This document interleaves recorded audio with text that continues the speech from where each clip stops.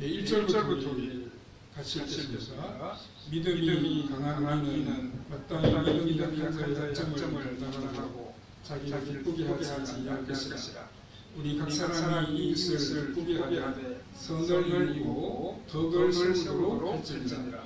그리스도께서도 자기를 기쁘게 하지 아니하셨나니 기록된 바 주를 비방하는 자들의 비방이 내게 미쳤나이다 함과 같으니라. 무엇이든지 전에 기록된 바는 우리의 교훈을 위하여 기록된 것이니 우리로 하여금 인내로 또는 성경의 위로로 소망을 가지게 하느니라. 이제 인내와 위로의 하나님이 너희로 그리스도 예수를 본받아 서로 뜻이 같게 하여 주사 한 마음과 한 입으로 하나님 곧 우리 주 예수 그리스도의 아버지께 영광을 돌리게 하려 하노라. 그러므로 그리스도께서 우리를 받아 하나님께 영광을 돌리심과 같이 너희도 서로 받아라.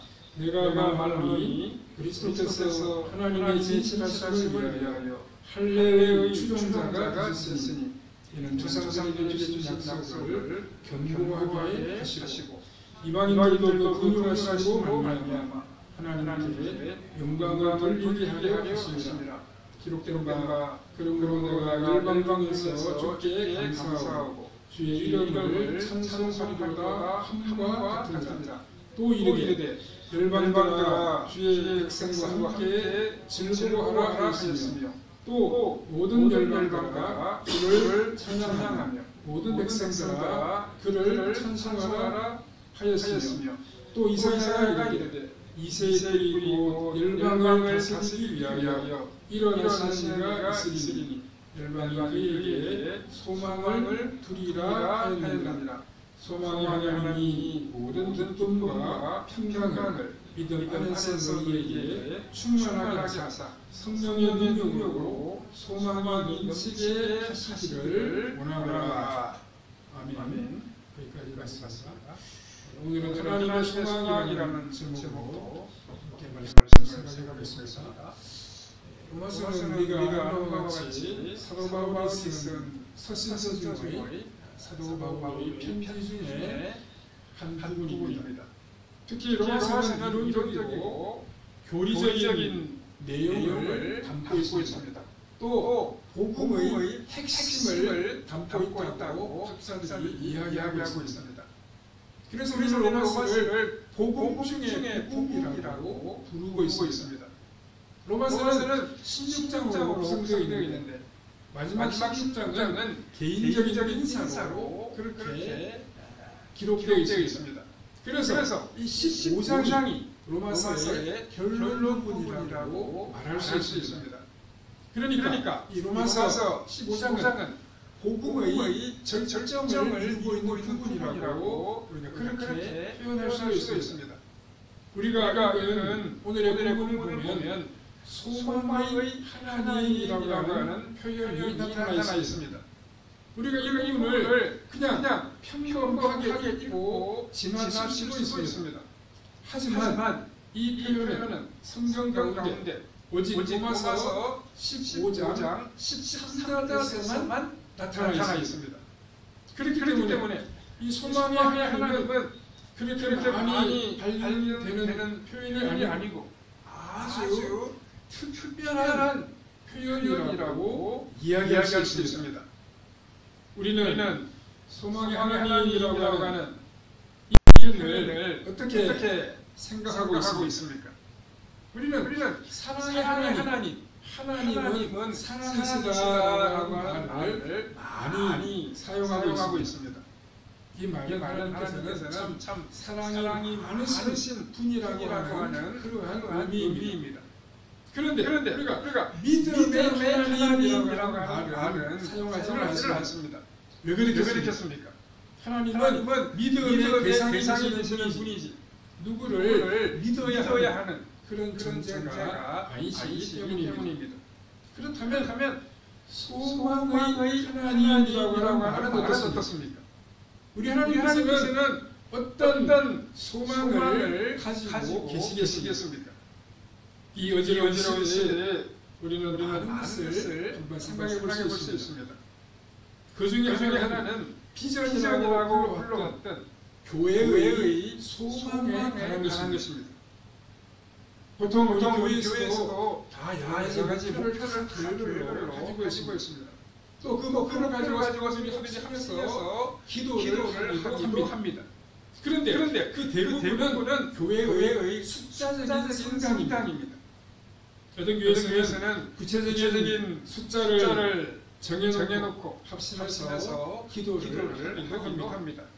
그런데 그러한 교회의 소망이 하나님의 소망과 일치한다는 확신을 가진다고 말할 수 있겠습니까?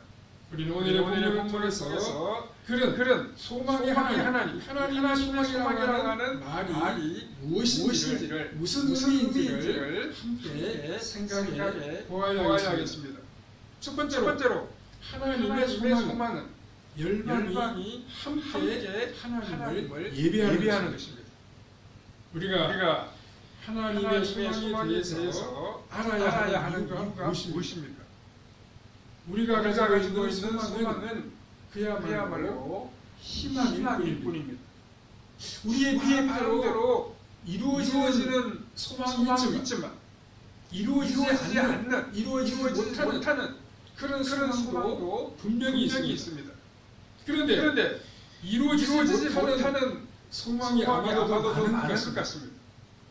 우리가 희망이라고 말을 하는 것처럼 이루어지지 않는 소망은 시간이 지날수록 더욱 우리를 힘들게 만듭니다. 제가 지배하고 있는 이 세상 속에서 그리스도인들이 인내하기 위해서는 확실한 소망, 반드시 이루어질 그러한 소망이 필요합니다. 오늘 본문 4절에 무엇이든지 전에 기록된 바는 우리의 교훈을 위하여 기록된 것입니다. 우리로 하여금 인내로 또는 성경의 위로로 소망을 가지게 함이니라 이렇게 말씀하고 있습니다. 예수님께서 십자가를 지신 이유는 우리에게 소망을 주시기 위해서입니다. 예수님만 우리에게 계시면 우리는 아무리 힘들고 어렵고 곤고한 편에 있다고 하더라도 우리에게는 소망이 있습니다. 하나님의 소망과 우리 인간의 소망이 근본적으로 다른 점은 무엇이겠습니까? 우리의 소망은 이루어지지 않는 것도 있지만 하나님의 소망은 반드시 다 이루어진다는 것입니다. 그렇다고 하면 우리의 소망이 하나님의 소망과 일치하는 것이야말로 참된 소망이고 복된 소망이라고 말할 수 있습니다. 그러면 하나님의 소망은 무엇입니까? 하는 소원과 희망을 품고 살아가는 것과는 달리 하나님은 그렇게 하는 소망을 가지고 있지는 않습니다. 하나님은 무엇인가 모자라거나 부족한 부분이 있는 그런 분이 아니시기 때문입니다. 하나님께서 소망을 가지고 계신다고 하면 그 이유는 바로 우리 성도들을 위한 것일 수밖에 없습니다. 오늘의 본문에 가면 하나님의 소망은 모든 열방이 함께 모여서 예배를 드리는 것입니다. 우리에게는 이것이 너무도 당연한 것 아니냐 이렇게 생각할 수 있지만은 예수님이 오시기 전에 예배는 오직 이스라엘 백성들만이 드릴 수 있었습니다. 할례를 받지 못한 이방인들은 예배를 드리고 싶어도 드릴 수가 없었습니다. 왜냐하면 그 당시의 예배는 오늘 우리가 드리는 예배와는 아주 달랐기 때문입니다.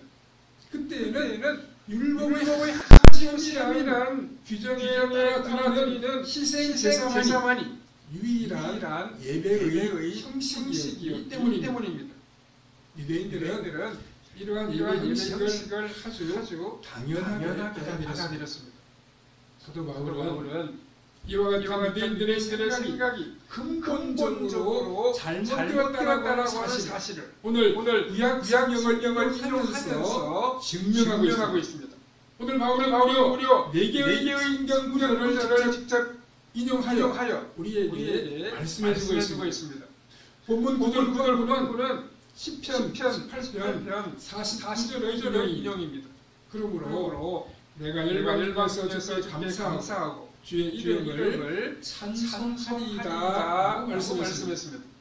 여기서 이 열방이라고 하는 말은 이방을 가리키는 말. 그러니까 이스라엘 백성들이 아닌 이방인들을 뜻하는 표현입니다. 모든 나라, 족속, 열방, 방언 등은 요한계시록에 많이 등장하는 단어입니다. 모두 이방인들을 가리켜서 하는 말입니다. 하나님은 이방인들의 찬양을 받고 싶어 하시고 이방인들의 감사를 받고 싶어 하십니다. 오늘 보면 10절은 신명기 32장 43절의 인용입니다. 이것을 보통 우리가 모세의 노래라고 부르고 있습니다. 열방들아 주의 백성과 함께 즐거워하라고 했습니다. 하나님은 열방, 즉 이방인들이 하나님의 백성과 함께 예배하며 찬양하기를 원하십니다. 즉 하나님은 이스라엘과 아랍 백성들이 같이 찬양하기를 원하십니다. 하나님은 우리가 원수로 생각하는 사람들과 함께 기도하기를 원하십니다. 하나님은 우리가 싫어하는 사람들과 같이 찬송 부르기를 원하고 계십니다. 11절은 시편 117편 1절의 인용입니다. 모든 열방들아 주를 찬양하며 모든 백성들아 그를 찬송하라고 말씀하고 있습니다.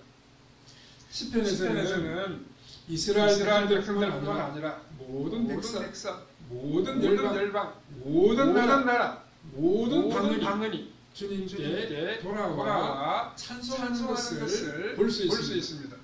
오늘 보면 12절은 이사야 11장 10절 말씀의 인용입니다.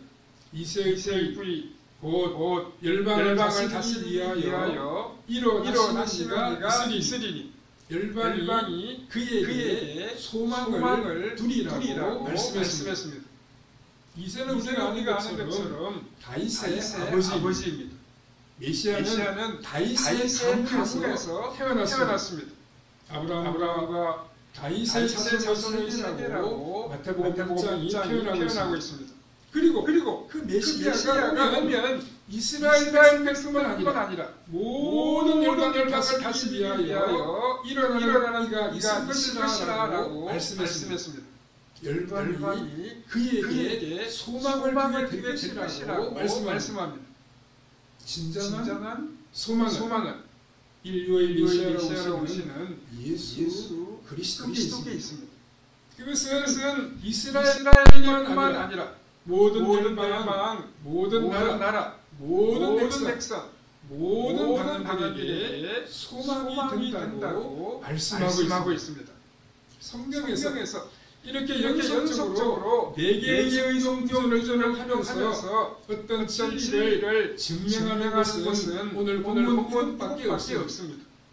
그만큼 이 중요한 진리를 사도 바울이 증명하려고 하고 있다는 사실을 우리가 기억해야 합니다. 그 진리가 도대체 무엇입니까?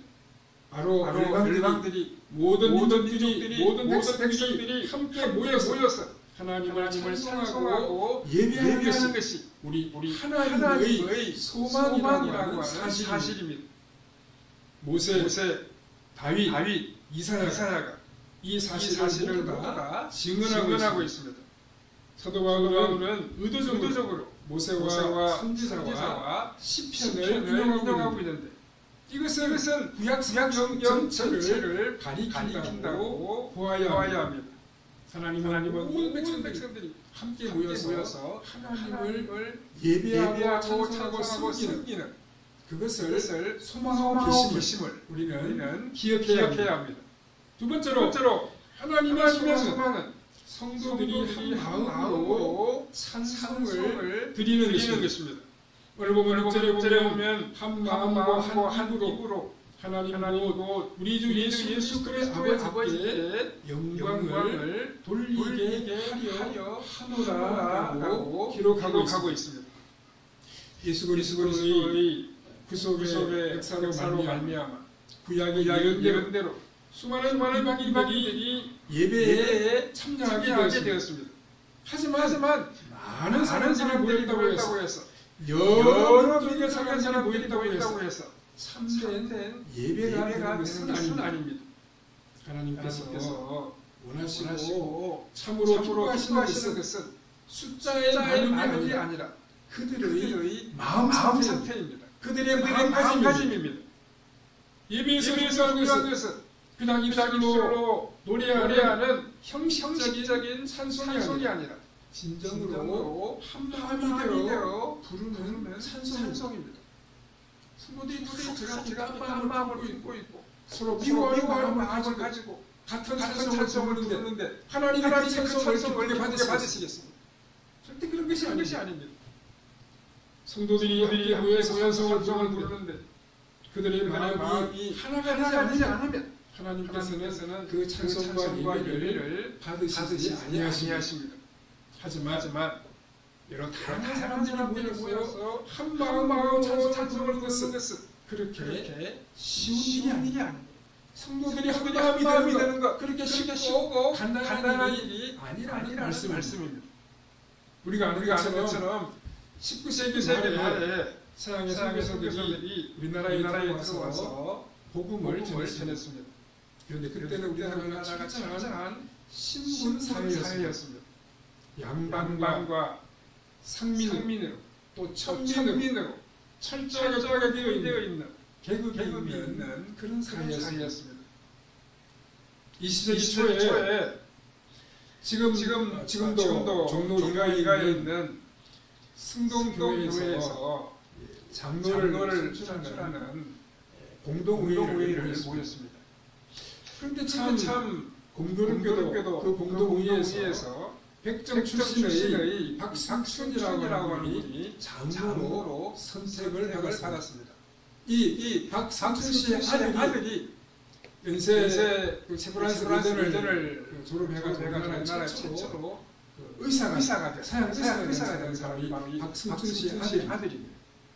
이 백정 출신인 박상춘 씨가 장로로 이렇게 선출이 되자 당시에 승동교회를 다니고 있던 많은 양반 출신의 교인들이 우리는 백정하는 사람이 장로로 있는 교회에 못 다니겠다.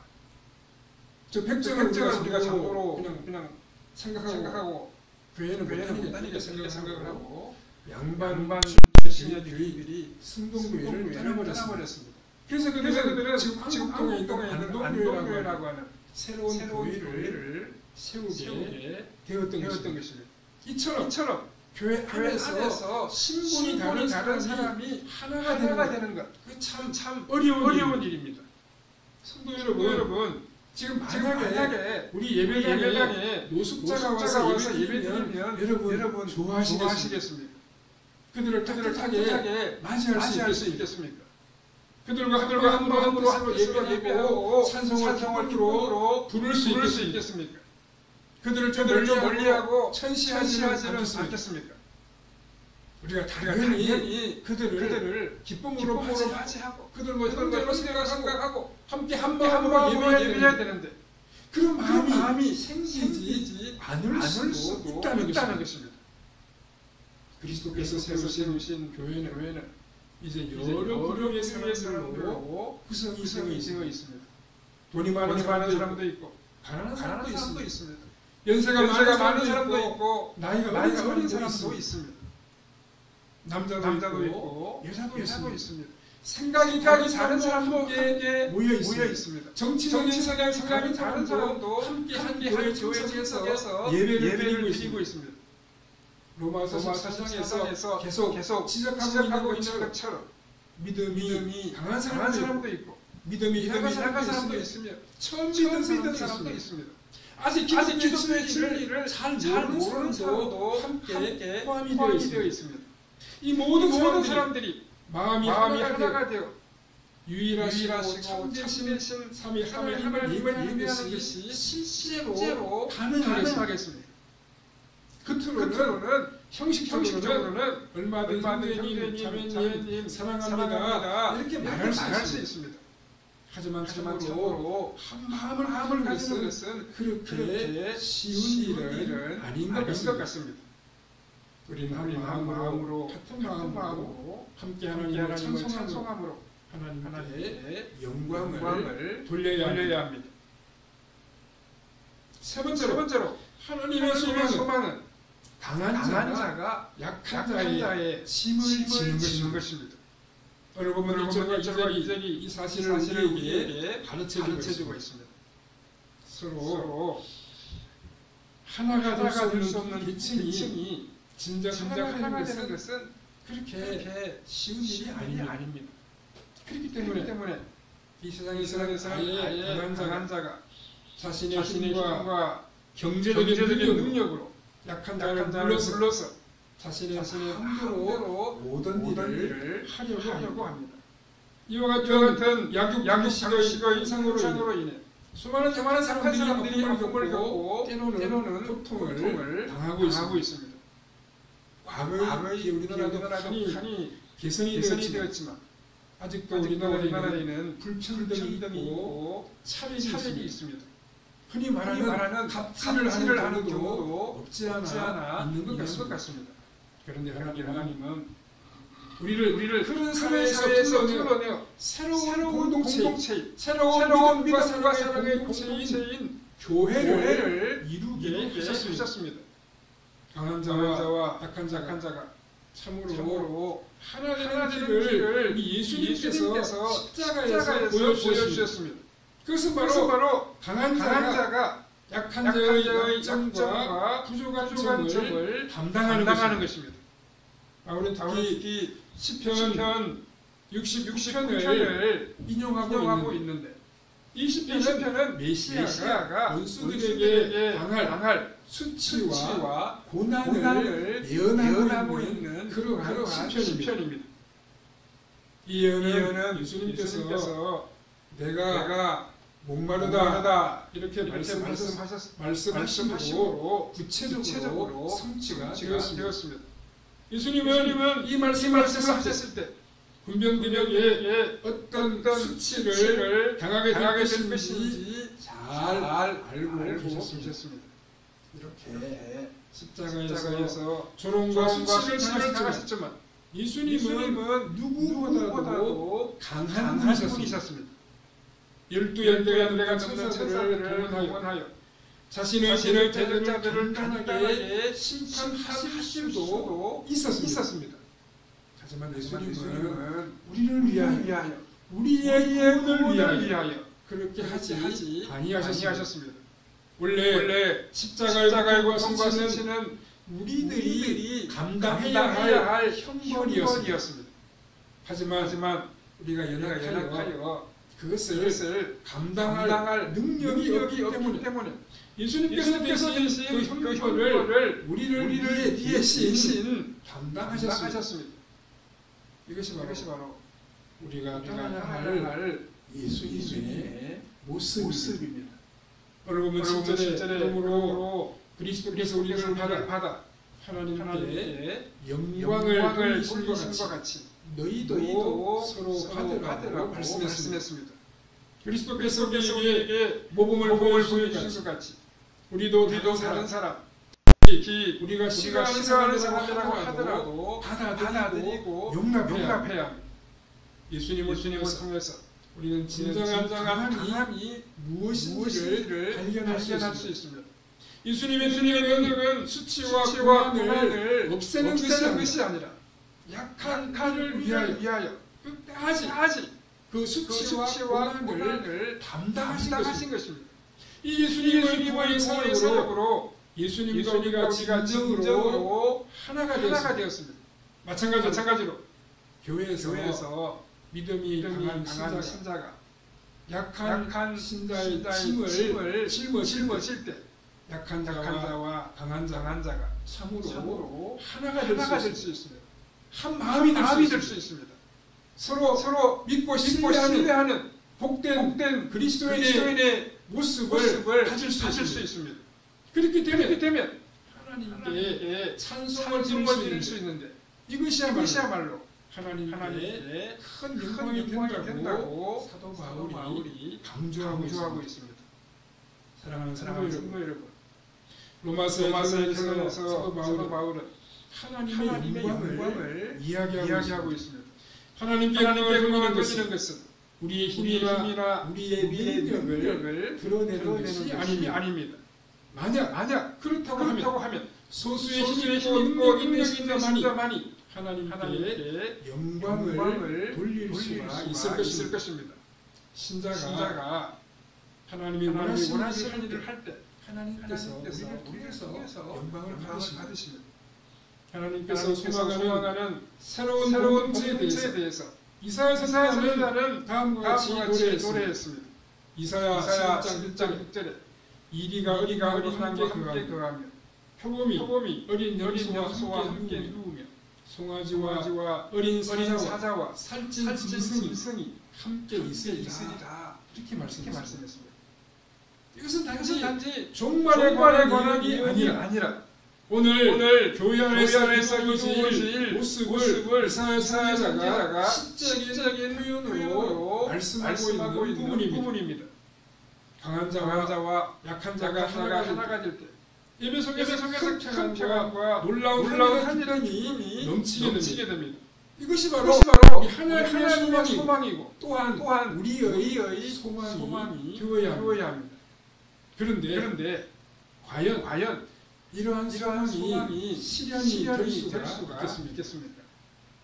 우리의 죄악된 본성으로는 도무지 불가능한 일입니다. 그렇기 때문에 우리는 다시 한번 성령님의 도우심에 호소해야 합니다. 13절에 소망의 하나님이 모든 기쁨과 평강을 믿음 안에서 너희에게 충만하게 하사 성령의 능력으로 소망이 넘치게 하시기를 원하노라고 말씀했습니다. 우리는 성령님이 주시는 은혜와 능력을 받아 이웃과 함께 하나님을 예배하고 연약한 분들의 짐을 대신 져주어야 됩니다. 우리는 성령님의 은혜를 받아서 그들을 주님의 사랑으로 돌아봐야 됩니다. 우리가 받은 감사하면서 우리보다 약한 사람, 우리보다 어린 사람, 우리보다 의존하고 있는 사람, 그들을 예수의 마음으로 섬기고 사랑하고 축복하며 살아가야 됩니다. 그것이 바로 하나님이 참으로 소망하시는 복된 일이라고 하는 것을 우리가 기억해야 됩니다.